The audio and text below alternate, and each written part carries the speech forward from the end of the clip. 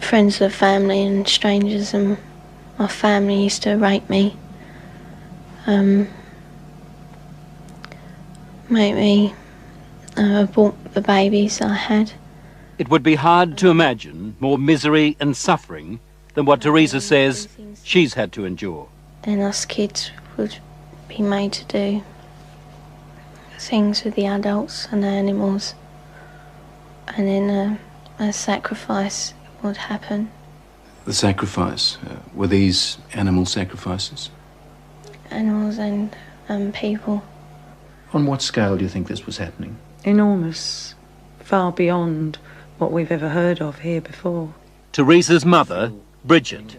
You're talking about mass murder? Yes, on a scale that this country's never heard of before. Like the old people's homes now, only these are...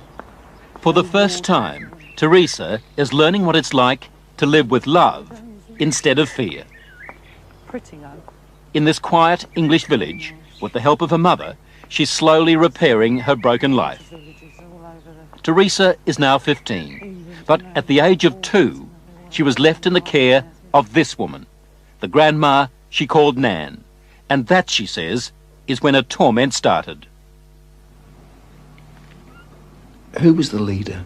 Who was the boss of the gang, of the cult? At home it was my nan. Your Nan made you have sex with animals? Yeah. Like goats and donkeys. The story of Teresa is a story almost too horrible to recount. A case of child abuse that goes well beyond the kind of things we normally associate with the abuse of children. In 27 years of reporting, it has to be one of the most painful stories I have ever had to tell. How many men or how many people would have sex with you? What, at one time? Yes. About everyone who was there, which must have been about 20. You know, from 10 to 20 people. If it was a big ceremony, it used to be 30. What would your grandma be doing when these men were forcing themselves on you? Usually laughing. Or smiling. Or having sex with another man. Or other men. A chronicle of debauchery and depravity so horrific it's hard to believe. You have to ask yourself, could Teresa be just making it up? No. I know what's true and what's not. No, I know what I saw. Children don't make up elaborate lies that this would have to be if it was a lie, which I know it is not. It isn't. This couldn't be a terrible dream, a nightmare that you're reliving? No. It's no dream. It's a nightmare, but it's not one you can wake up from. It's there all the time. This really happened, you're quite sure of that? Yeah. The police don't think Teresa made up a story. Some of the cult members are to stand trial. 5 men have been charged with rape. As for Nan, the grandmother, she's 61 and lives in this council flat in South London. She's charged on 7 counts of aiding and abetting rape and 2 counts of performing abortions on Teresa. If you're finding this hard to believe, so did I at first. But then there are the medical reports, evidence of sustained sexual abuse. And there's this, a statement prepared for 60 Minutes by Teresa's psychiatrist. It says, in my opinion, Teresa's account is not the product of a psychotic illness, nor the figment of a fertile imagination. I believe her to be telling the truth. I know what's true and what's not. We also took Teresa's story to this man, therapist Ray Wire. He reads a transcript of our interview and listens to her voice. It's no dream. Few people, if any, in Britain have counselled as many victims of satanic abuse or Satanists themselves as Ray Wire has. If there is an expert on satanic cults, it would have to be him. Do you believe Teresa's story? I believe Teresa's story. It's exactly the same story as I've heard from men who says they've done it. You've dealt with other cases like hers? Yes. 21 cases like hers, he says, in the past 2 years alone. Themes like they were put in boxes with spiders and worms, where they were trapped in fear, where there was a high use of excrement and urine, where there was talk of human sacrifice. Take just one of those rituals, putting children in boxes with spiders and worms. Now, listen to what Teresa told her mother. And they had a coffin-like box that children were put in with spiders and snakes and the lid shut and left in there. I would have come out deranged. I could not have coped with that mentally at all. You have evidence to back up stories like Teresa's, that this is really happening? Well, we have that age of child, 6, 5 and 4, giving information that ties up with Teresa. How do those children know? How do those children able to describe rituals, to talk about ceremonies, to talk about sacrificing animals? How do those children know? Nightmares, imagining it? You can't imagine those things at 3 and 4 years old, and you also don't have the evidence of anal sex abuse and oral sex abuse and all that other abuse that clearly those children have experienced and endured. During these ceremonies, was Satan, the devil, ever referred to? He was called Lucifer.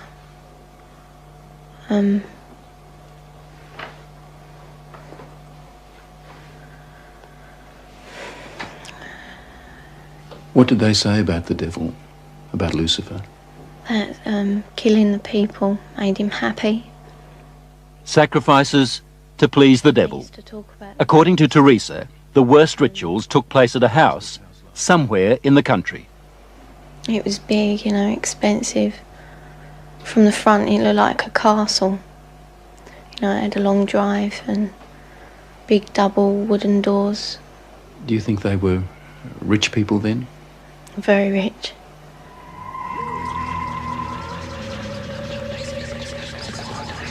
Now, where was this big house somewhere in the country? Teresa says she can't take the police there because the Satanists made sure she'd never know how to find it. Teresa was always drugged, or on a couple of occasions she says she was knocked out, so that she never fully knew the route.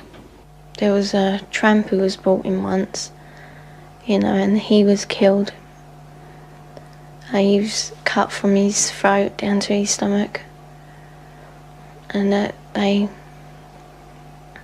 ate him, or bits of him. They killed a man at a ceremony? Yeah. In front of you? Yeah, in front of all of us. Did the tramp, did this man fight back?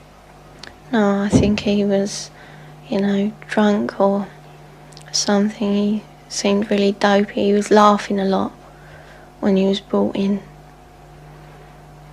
And he started screaming when they began to cut. But after a while, he died. I'd seen a few killings before then. Although I wasn't used to it, that was the worst one.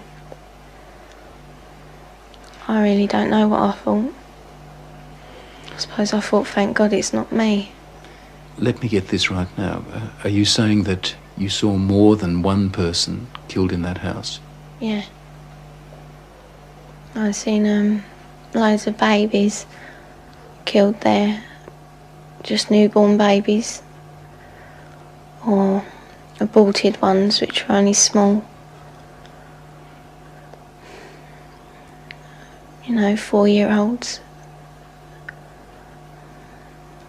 Any age, really. Did they ever say they might kill you? They threatened to kill my little girl, who, when I left, was still at the house. A friend? Huh? What little girl? My little girl, Alex. She's about 4 now. You mean you had a child? Yeah. How old were you when you had that child? 11. Motherhood at the age of 11. I never talked about But it. from what Teresa told her mother, it wasn't the only pregnancy. We think about 7 or 8 times. It's hard to say. It was constantly happening from the time she was capable of being pregnant.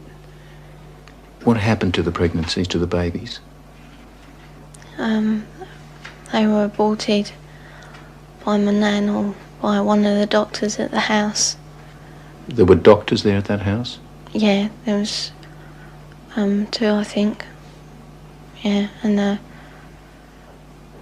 nurse. What would happen to the fetuses, the unborn babies? They used to be taken away most of the time, and one time the baby was taken out of me and then killed in front of me because it was still alive. And then, what would happen? Well, after they killed it, they would eat it. Well, we were also made to eat it. You were made to eat your own fetus. Yeah. Who made you do this? My nan. You'd think the one person in the world you could leave a little girl with would be Grandma. Someone to give her love and protect her from harm. Yet, when Teresa was left to live with her grandmother, they might as well have handed her to the devil himself. Grandmothers, I mean, the vision it conjures up for you, a sweet old lady with grey hair, rosy cheeks, holding her arms out to love her grandchildren. And it was exactly the reverse. But why was Teresa living with Nan in the first place and not with her mother? Well, when my first marriage broke up, I took the children with me and couldn't cope. So I gave them to their father, who in turn moved to his mother's. And To when Nan's place? Yeah. And when he left the Nan's place, he left the children there. How do you feel now towards her grandma and the other people who did all those things to your daughter? They disgust me. They are the worst form of life this earth has had the misfortune to create. Vile. Did you ever try to run away? You must have been frightened. A couple of times I did, but my uncle, he caught me and brought me back. Going to the police? Did that occur to you? No. No. I thought it was normal, you know, even though I didn't like it. You know, I mean, you don't like to eat greens, but you know, somehow, I thought it was just her being called to be kind or something like that. She said to me it was something that everybody did, she thought, you know, like you don't like going to school or the dentist, you don't like going to the black masses. It was never any different. I didn't have nothing to compare it to. All part of life, Teresa thought. Even a miscarriage one day at school. Yeah, I asked the teacher if I could go to the toilet, and she allowed me out. I went into the toilet and the baby was in my knickers. I thought it was dead, but it wasn't. It was still moving. And yet no one at school knew? No. Saw anything? No. Or if they did, they didn't say. No, she was treated for a high temperature, fever, nothing more. What did she do with the baby? She kept her for a while because she was frightened that they'd use the child as part of the rituals. So she turned the pencil case into a little coffin. Apparently she put roses in to make her smell sweet. Put a letter with her. Pictures of herself and her brother. A picture of me. And then I put it down the chute because I didn't want my nan to get it. As we said earlier, the police have already charged some members of the cult, and we know they're also investigating Teresa's accounts of those ritual killings. If there were as many she told us, then the Satanists had a problem. How did they get rid of the bodies? They had a tub, pretty big, I don't know. A very big tub, and they used to put the bodies and bones in there. And it used to go like, fizzy and that. And then there was nothing left. Or there didn't seem to be, but when they cleared it out, there used to be a sludge at the bottom. Teresa's story, her account, doesn't really surprise you. It doesn't surprise me in the light of satanic abuse, no. Do you get frustrated with people who just won't accept that these things do happen? Yes, because I've worked with murderers in prisons for years. Not that long ago, a boy was found in a forest in southern England without a head. We have no doubts that men can do that. And yet when we start talking about men within Satanism who actually believe in evil and it's the right to express evil, we suddenly have a doubt. Do you dismiss that as a child's fantasy, or do you take it seriously? Well, as a policeman and as a father, I obviously take it very seriously. Very seriously indeed. Crime Intelligence Officer Sergeant Alan Barwick. Do you believe Teresa? Yes, I do. What would happen to the fetuses, the unborn babies? I used to be taken away most of the time, and one time the baby was taken out of me and then killed in front of me because it was still alive. And then? They would eat it. Teresa told me that she was forced to eat her own fetus. Does that surprise you? No. Why not? There's information at hand that we believe that has happened before in this country.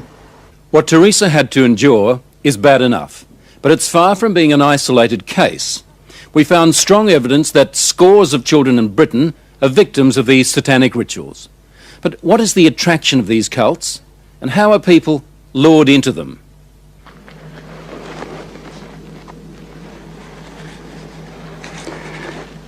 In nomine Dei Nostri Satanis Luciferi Excelsis. In the name of Satan, the ruler of the earth, the king of the world, I command the forces of darkness to bestow their infernal power upon me. David Austin is rare among Satanists. He will actually talk about some of their ceremonies. He denies taking part in child abuse himself, but he's sure some others do. There are people that are using the occult, are claiming to be Satanists, and that they are abusing children. We know it. No sex with children in his cult, says David Austin, but he confirms that sex is a part of some of their ceremonies. Some of our rites are sexually orientated, and again, we have to take into the fact that we do take, in some rites, a bisexual approach to some of our actions. I also witnessed a 9-day-old baby being slaughtered for human sacrifice. Audrey Harper. She spent 5 years in a satanic cult before she escaped. Why did they kill that baby? Why sacrifice a child? Satan likes pure sacrifice, and human sacrifice is better than animal sacrifice, so they are pleasing the master.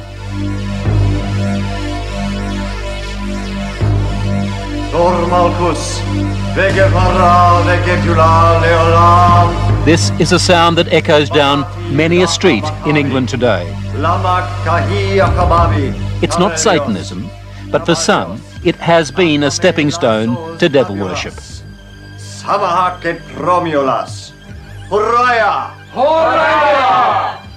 Witchcraft, the so-called harmless end of the occult. Nigel Bourne is the high priest, and Zeldy Bate, the high priestess. they play out their pagan rituals in gatherings they call covens. O thou circle, be thou a meeting place of love and joy and truth, a rampart of protection for all those who stand herein. Wherefore I do bless thee, and I do consecrate thee, in the most holy and potent names. You're a witch. I am. Zeldy and Nigel worship nature and the changing of the seasons. Now is the moment of the spring equinox, when day and night are equal. Nothing to do, they say, with Satan. It's a common belief that witches worship Satan, but we can't worship Satan because we don't even acknowledge his existence. Is witchcraft harmless? No. But then no religion is harmless. You're saying it can be harmful? Yes, can be dangerous? Of course it can. Anything that is taken to extremes can be dangerous. We as a coven were looking for more, really, more kicks. David Stillwell. He started off in witchcraft. He finished up in something very different. Collectively as a group, we decided to explore Satanism. Now, you were looking for more kicks. What did you end up doing? Animal sacrifice. Sacrificing animals, birds and rabbits and pigeons, doves, things like that. O thou incense, be thou a fit and sweet-smelling Getting sacrifice, bored with rituals like bringing this sweet odours turned unto the David nostrils Stillwell of and his gods, coven away from worshipping Mother Nature to worshipping the devil. He was heading towards the kind of depravity that we heard Teresa describe. Could you look up ahead and think to yourself, well, the next sacrifice might be a child? Yeah, it's always something that's at the back of your mind. While I was in this coven, we met people of other covens that purported to have taken part in child sacrifice. They used to burn witches in this country, and there are moves afoot in the British Parliament to have the worst forms of witchcraft outlawed again, especially the Satanists. But that's not so easily done. Witchcraft is just another religion here, and banning it opens the whole question of freedom of religion. Meanwhile, the signs are that Satanism is spreading its evil at an alarming rate. We've got to be aware of it. We don't know how big it is, but we've got to take it seriously. Ray Wire, the therapist we took Teresa's story to. Her case is bad enough, he says, but in sheer numbers, not the worst. The father had 10 children. He ritually sexually abused them in every way possible. Those 10 children were eventually taken into care. Those 10 children became adults, and between them they had 23 children.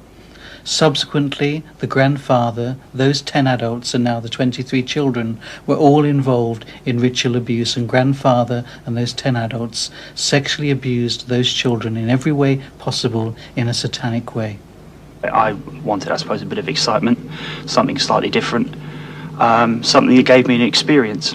Despite the harm suffered by children like Teresa, David Austin still defends Satanism. I don't call it dangerous. I don't say it's dangerous.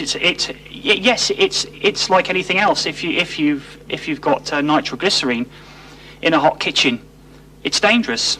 If you start playing football with it, it's dangerous. As the athame is to the male, so the cup is to the female. To Nigel and Zeldy, this is a sacred ritual, a fertility rite. Forth a blessing. Most witches agree sex is an important part of their craft, but say it's only symbolic. Blessed be. Satanists also use sex in their rituals, but it goes far beyond symbolism. Take Audrey Harper's experience. The warlock, the master, just raped me. He's the high priest of the coven. Married to the devil, is that what it meant? That type of thing. Yes, only, you know, there's no ceremony. But the act of unity completes my initiation ceremony. I now belong mind, body and soul to Satan. Married to the devil, a consistent pattern it seems. Audrey when she was 22, Teresa when she was a little girl. They used to marry the kids to Lucifer.